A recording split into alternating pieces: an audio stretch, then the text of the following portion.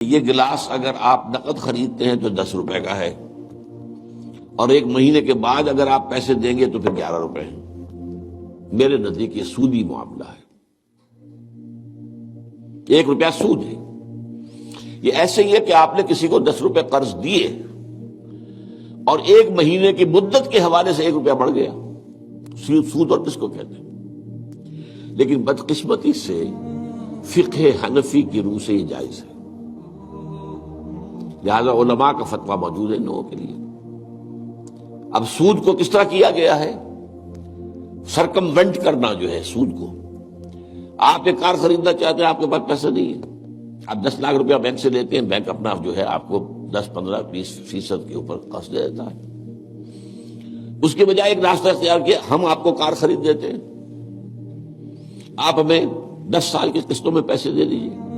وہ اپنے 10 سال کا سود کیلکولیٹ کر کے اس پہ ڈال دیتے ہیں، وہ آپ کو دینا پڑے گا۔ تو یہ صرف ایسے ہی ہے کہ ناک کو سیدھا پکڑ لیا جائے، یا یہ کہ پھرا کر ہاتھ جو ہے گردن سے، میرا تو ہاتھ نہیں پہنچتا، لیکن یہ کہ بہرحال جن کے پہنچ جاتے ہیں ہاتھ، وہ اس کو جائز کیے بیٹھے۔ تو میرے نزدیک اصل میں یہ آپ کے سامنے ایک بڑی یعنی دین کی حکمت اور فلسفے کے اعتبار سے بہت اہم بات ہے جو اب کہنے چلا ہوں۔ دیکھیے، آپ کو معلوم ہے کہ حق و باطل کے درمیان کشاکش اور کشمکش اور جنگ یہ تو اول روز سے ہے، ستیزہ کار رہا ہے ازل سے تا امروز، چراغ مصطفی سے شرار بولہوی۔ نتیجہ کیا ہے؟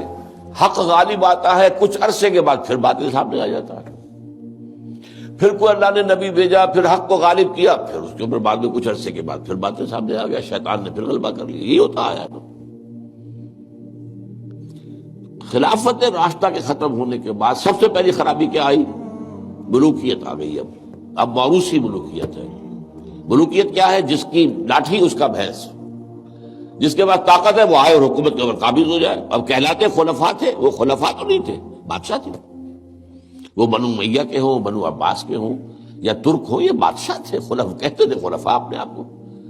ایک معنی میں تھا کہ ظاہر بات اپنی اس حاکمیت مطلقہ کے مدعی وہ نہیں تھے، حاکم اللہ ہی کو مانتے تھے، لیکن وہ خلافت راشدہ کا نظام جو تھا وہ دنیا میں دوبارہ نہیں آیا۔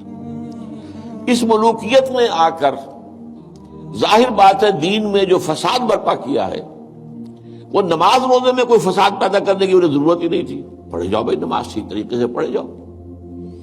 لیکن ان کو مالی معاملات کے اندر ملوکیت کا معاملہ جو ہے وہ تو اس کے ساتھ باپ ہوتا ہے۔ سب سے پہلی خرابی یہ پیدا ہوئی کہ جاگیرداری، اسلام میں کوئی جاگیرداری نہیں ہے۔ اسلام میں یہ جو ایبسینٹی لینڈ لارڈزم ہے یہ بھی جائز نہیں ہے۔ امام ابو حنیفہ کے نزدیک حرام، امام مالک کے نزدیک حرام، امام شافعی کے نزدیک حرام۔ لیکن یہ ہے کہ قاضی ابو یوسف صاحب نے، جو امام ابو حنیفہ کے شاگرد تھے، اور امام محمد وہ بھی دوسرے شاگرد تھے، انہوں نے فتویٰ دیا جواز کا، کچھ شرطیں لگا کر، اس لیے کہ ملوکیت جو ہے وہ جاگیرداری کے بل پر چلتی تھی۔ 5,000 منصبدار، 20,000 منصبدار، 30,000 منصبدار، 50,000 منصبدار، اور اس کے اوپر بادشاہ تھے۔ ظاہر بات ہے کہ اس میں تو اس کی ضرورت تھی کہ لوگ جو ہے کاشت کریں دوسرے کے لیے، اور اسی طریقے سے نقد کے اندر یہ رقم کے اندر اضافہ کر کے اور بیک ڈور سے سود داخل ہو گیا ہے۔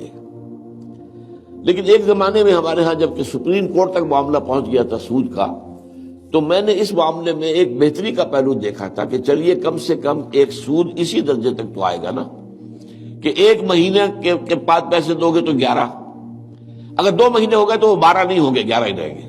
یعنی ایک انیشل سٹیج پر تو سود آ گیا، لیکن اس کے بعد وہ پرپیچویٹ نہیں کر رہا، بڑھ نہیں رہا ہے۔ 3 مہینے کے بعد 13 نہیں ہوں گے، رہیں گے وہی 11 ہی۔ تو کم سے کم یہ کہ لمیٹیشن تھی۔ اب یہاں قسطوں نے اس لمیٹیشن کو بھی ختم کر دیا۔ آپ 20 سال کی قسطیں بنا دیجئے۔ مارگیج ہاؤسز کا جو دنیا کے اندر چل رہا ہے 20 سال کا، 30 سال کا مارگیج ہوتا ہے، وہ گویا کہ پھر سود کو انہوں نے اپنا پورا حصہ جو ہے کاؤنٹ کر کے اس میں ملا کے اور اس کی قیمت رکھ دیتے۔ میرے نزدیک یہ چیزیں حرام ہیں، اور میں ڈنکے کی چوٹ کہتا ہوں کہ حرام ہیں، لیکن چونکہ علماء کے فتوے موجود ہیں تو لہذا میں کیا کروں گا، جو بھی کر رہے ہیں اب ان کی طرف سے جواب دہی اللہ کے ہاں پھر علماء ہی کو کرنی پڑے گی۔